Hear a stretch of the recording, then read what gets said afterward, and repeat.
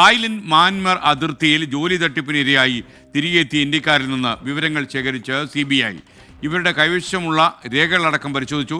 മനുഷ്യക്കടത്തുമായി ബന്ധപ്പെട്ട് CBI എടുത്ത കേസിലാണ് നടപടി. വിനീത VG ഡൽഹിയിൽ നിന്ന് വിവരങ്ങളുമായി ചേരും. Vineetha, good morning. പറയൂ വിനീത.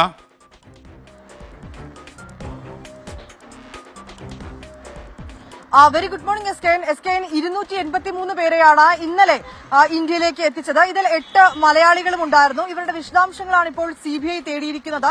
ഇവരെ നേരിട്ട് വിളിച്ചു വരുത്തിയാണ് CBI ഇവരുടെ രേഖകളടക്കം പരിശോധിച്ചിരിക്കുന്നത്. ഒപ്പം തന്നെ ഈ തട്ടിപ്പുമായി ബന്ധപ്പെട്ട് നേരത്തെ തന്നെ CBI ഒരു കേസ് എടുത്തിട്ടുണ്ടായിരുന്നു. ഈ കേസിന്റെ തുടർ നടപടികൾ എന്ന രീതിയിലാണ് ഇങ്ങനെ ഇവരുടെ വിശദാംശങ്ങളടക്കം ചോദിച്ചിരിക്കുന്നത്. ഇതിനുശേഷമാണ് ഇവരെ അതത് സംസ്ഥാനങ്ങളിലേക്ക് എത്തിച്ചിരിക്കുന്നത്. എസ്കെൻ.